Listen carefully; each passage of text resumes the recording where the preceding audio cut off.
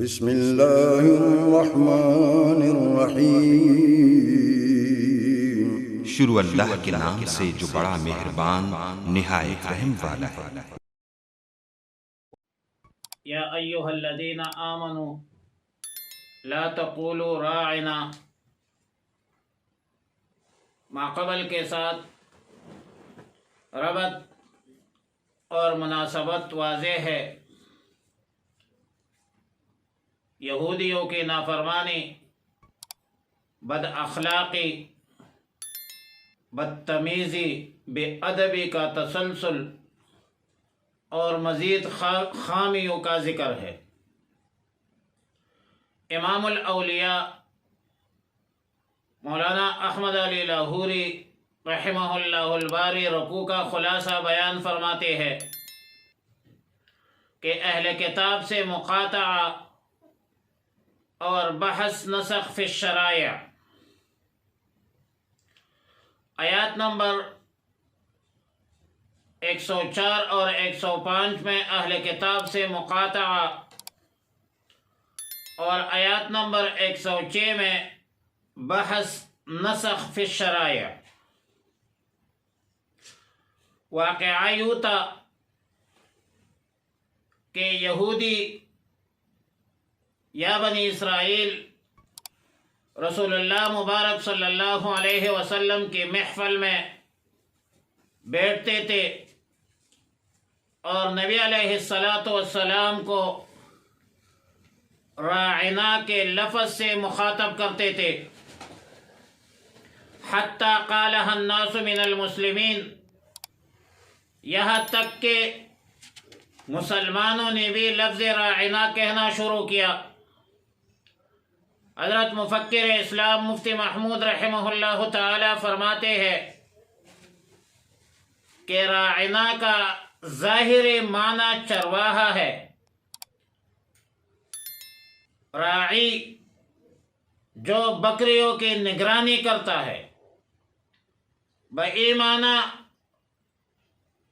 ظاہر معنی ہے راعنا کا نگہبانی، لیکن یہ یہودی اس ضمن میں اپنے خبث باطن کا مظاہرہ کرتے تھے، اور یہ کہ راعن سے ماخوذ ہے اور رعونت سے، جو راعن احمق اور متکبر احمق، اور پھر آخر میں الف ملاتے تھے راعنا۔ اب اگر کسی ذہین عقل مند میں کبر تکبر پیدا ہو تو ہو، لیکن احمق میں کبر اور تکبر کیسے پیدا ہو؟ اور جب حمق بیوقوفی اور کبر تکبر کو ملانے کے بعد دونوں کو ملا دے تو پھر اس کو رعونت کہا جاتا ہے۔ سیدنا عبداللہ ابن عباس رضی اللہ تعالی عنہما فرماتے ہیں، رئیس المفسرین، کہ لفظ راعنا یہودیوں کی زبان میں گالیہ ہے، اور جب یہ یہودی لفظ راعنا رسول اللہ مبارک صلی اللہ علیہ وسلم کے محفل میں استعمال کرتے تھے تو ایک دن سیدنا سعد بن معاذ رضی اللہ تعالی عنہ نے فرمایا کہ یا عدو اللہ، لئن سمعتها من رجل منکم بعد هذا المجلس لأضربن عنقه۔ اے یہودیوں، یہ اللہ کے دشمنوں، اس مجلس کے بعد اگر آئندہ میں نے تم سے یہ لفظ سنی تو میں تمہارے گردن اڑا دوں گا۔ اور قرآن کی آیت نازل ہوئی اور مسلمانوں کو براہ راست خطاب کیا اللہ رب العالمین نے، جبکہ اس سے پہلے کتابوں میں انبیاء علیہم السلام براہ راست مخاطب تھے، اور یہ مسلمانوں کے لیے بہت بڑا اعزاز، شرف اور اکرام ہے۔ یا ایھا الذین آمنوا، اے ایمان والو، لا تقولوا، نہ کہو راعنا، لفظ راعنا، وقولوا، اور کہو انظرنا، اور لفظ انظرنا کہو۔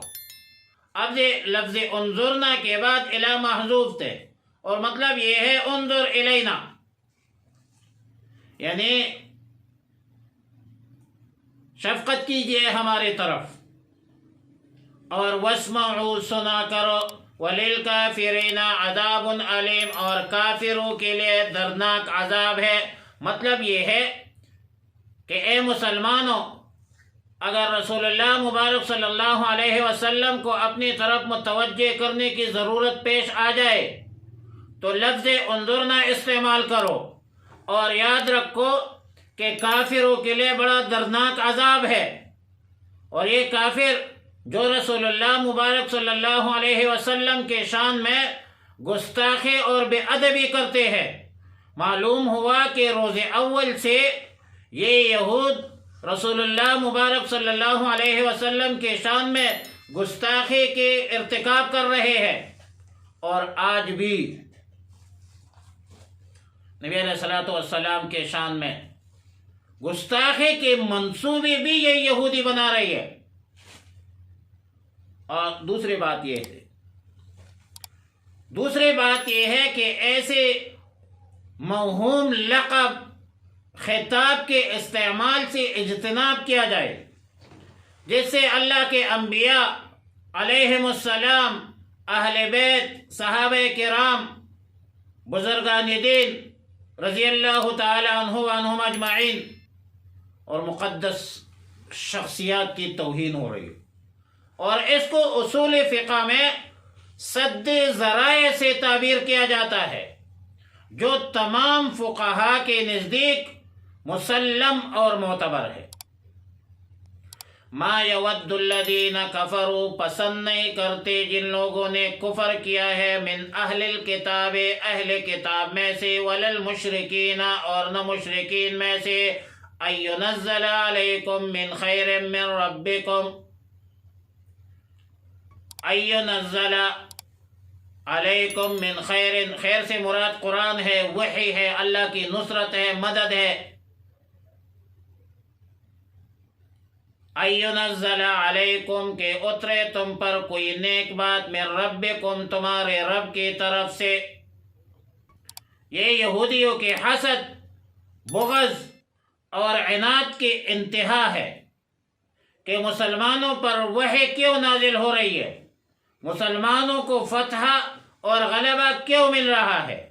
اللہ تعالیٰ نے فرمایا، واللہ یختص برحمتہ من یشاء، اللہ خاص کرتا ہے اپنی رحمت سے جس کو چاہے۔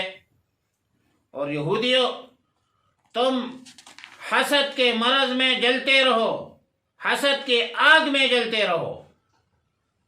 ایک ہے حسد اور ایک ہے غبطہ، دونوں میں فرق کیا ہے؟